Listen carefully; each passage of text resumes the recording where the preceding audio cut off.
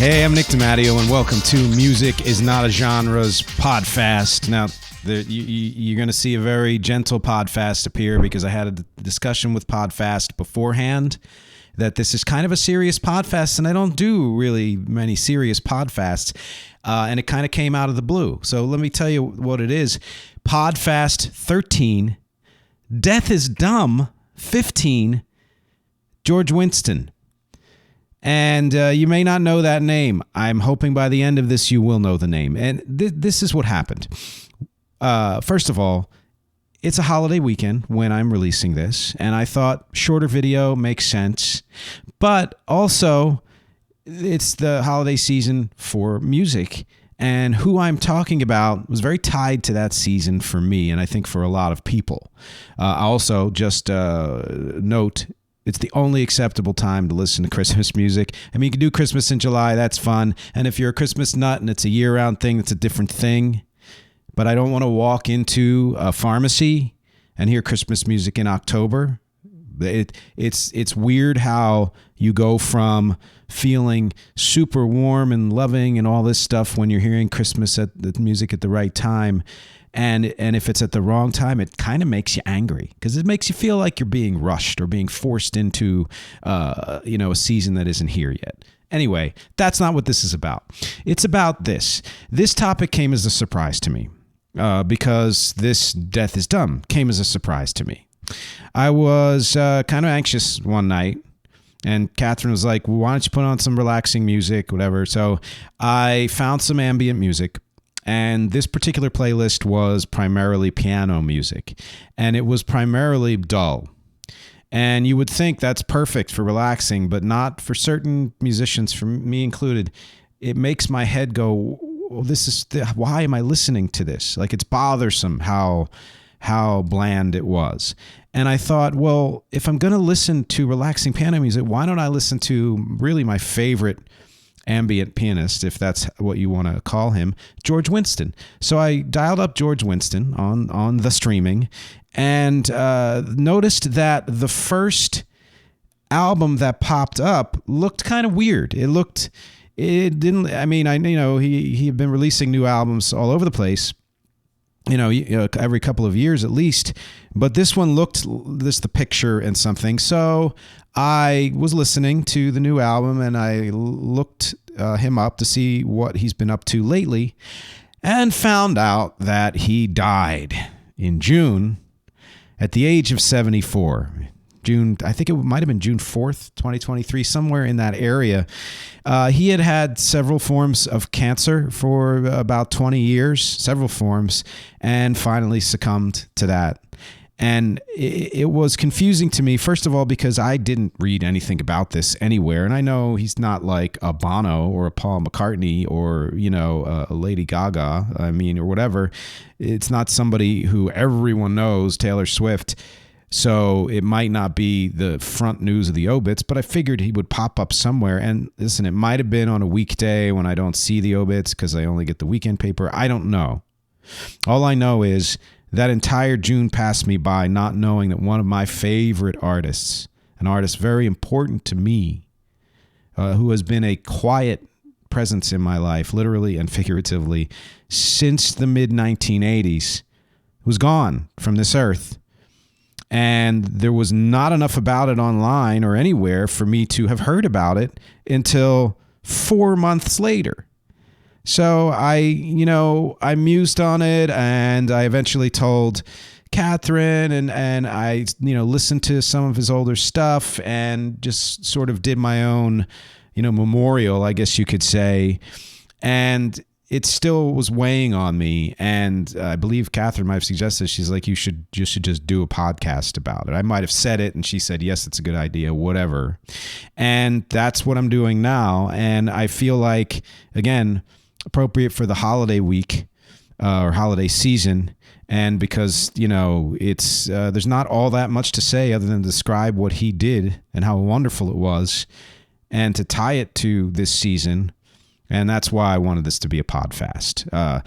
So what happened was in the mid-1980s, maybe late 1980s, probably mid, we used to go into this town called New Hope, Pennsylvania, and it had a New Age store, they called it, with the crystals and all of that. And there was always a selection of music in those stores. Several small towns have them or had them. And I discovered George Winston. I don't remember how. I honestly do not remember how. But what I discovered of him was the December album, which was released in early 80s. And it's, holiday music or seasonal music, you could call it. He's done other seasons. He's done autumn, winter into spring, summer. And this one, the minute I heard it, I absolutely loved his style and followed him off and on ever since. I feel like I should have followed him more at this point now, feeling what I feel. And saw him in concert in the 90s, and he was extremely dynamic and funny. And he did this thing where he'd stand up with the grand piano, top open, and put his hand on some of the strings and then play with his other hand, and it would sound like this muffled sound, something you could easily do in a DAW, in a digital audio workstation. But he did it live, and he's done it on recordings as well.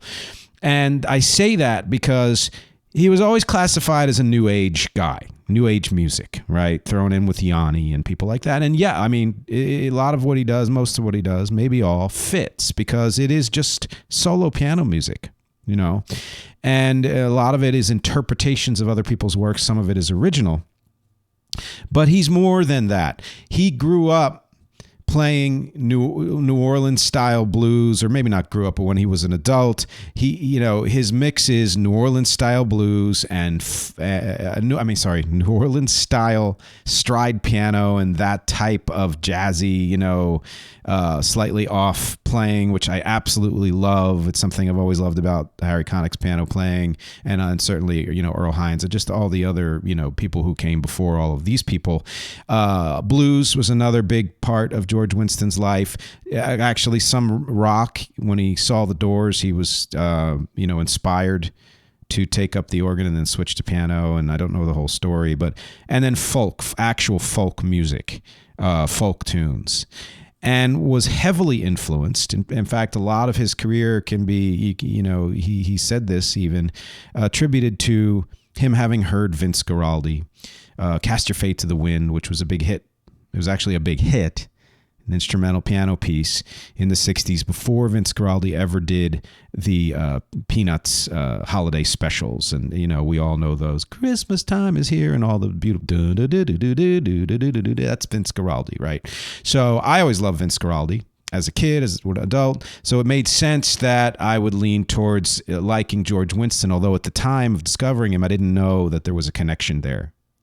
So he combines all of this along with his own kind of ambient style and qualities and quirks, and then you get George Winston. And the reason why I will mention his name when I talk about ambient music or when I denigrate smooth jazz or things like that is because he does things that to me are just far more interesting than the average mellifluous playing. The other pianists who do what he does are less interesting because they're only melodic, they're only atmospheric, they're only lyrical. He does all that, but his dynamics go all over the place, and his harmonic passages. He's got a lot of clusters and things like that, and the way he uses rhythm and the fact that there's blues and New Orleans in there, just the mix is much more interesting to me than pretty much everyone else who does what he did.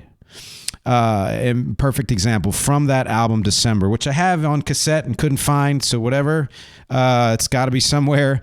His version of Carol of the Bells, which if you remember from last season, I said that is the one song I've never heard a bad version of. For some reason, there's something about that song. It could be done, except maybe for barking freaking dogs and meowing cats.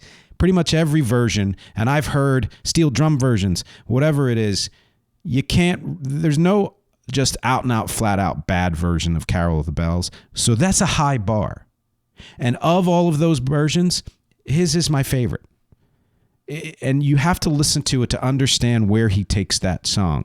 He takes it from its origins, from where you would expect it to go, and goes in all of these other unexpected places.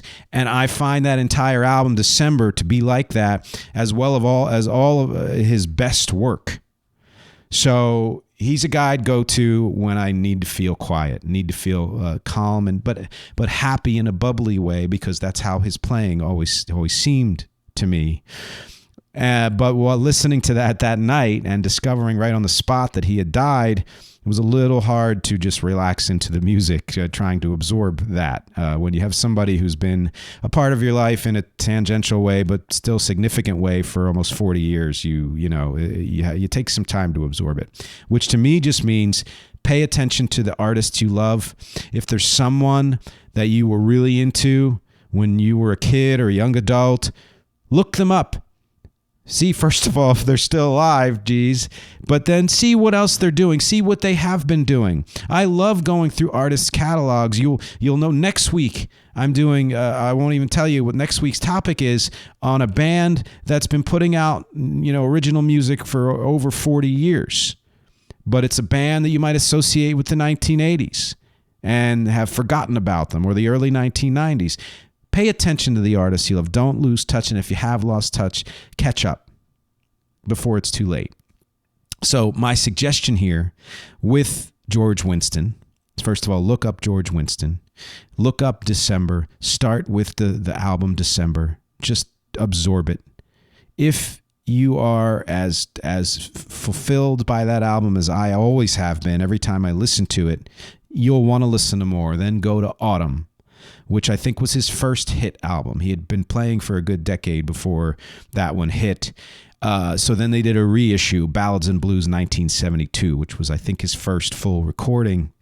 He has other themed seasonal releases, like I said, winter into spring and summer. Do those as well.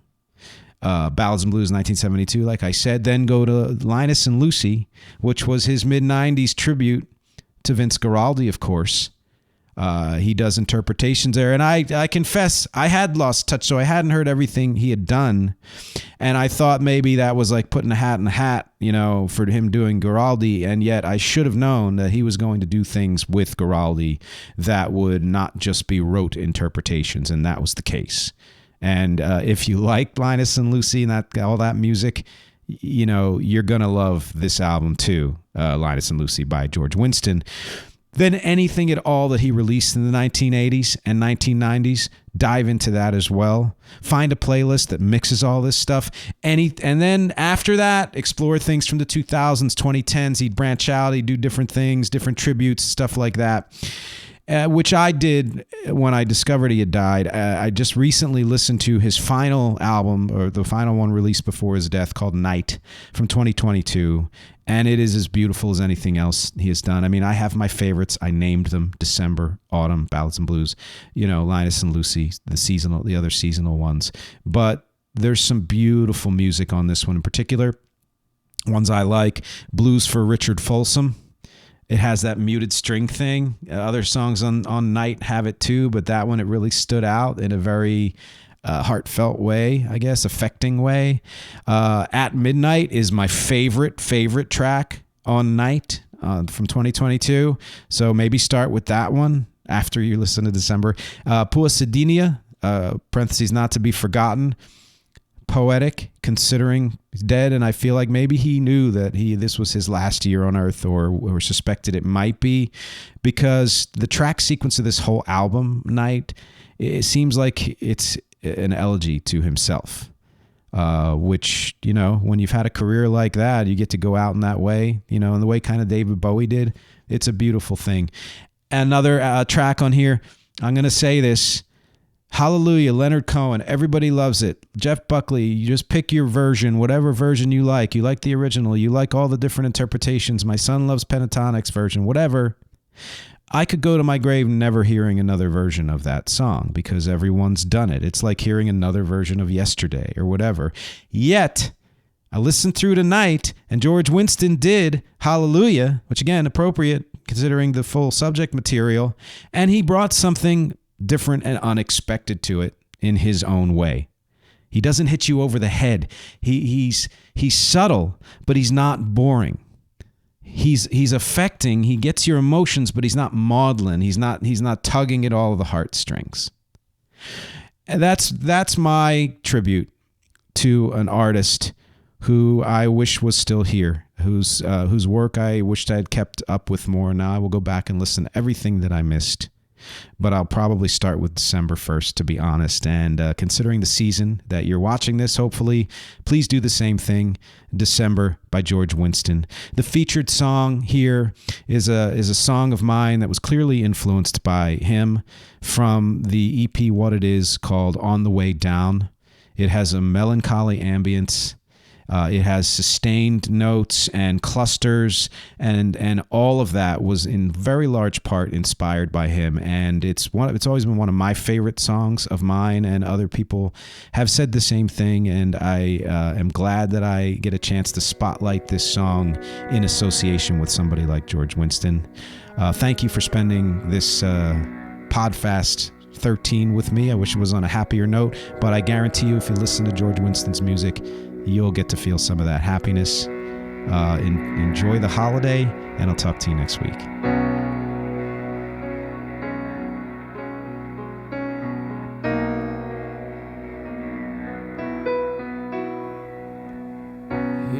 Here I am, and it's been a long time since I was gone. I can remember when it felt good just to think of moving on. Now as I come up for my last breath of air, will you tell me, did you know, and do you care? I'm on the way down.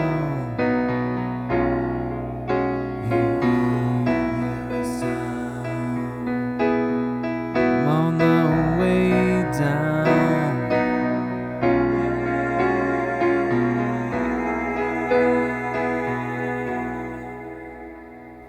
I don't need to get out of here, 'cause it's all right here. My God, I wanna stay. I'll never find this hopeful place again if I go away. You, with your stormy eyes and your shattered smile when you cry to me, I know you want me here as much as you want me to leave. But there's one more thing I need to know. Yeah. Will you kiss me? Will you be there as I go on the way down?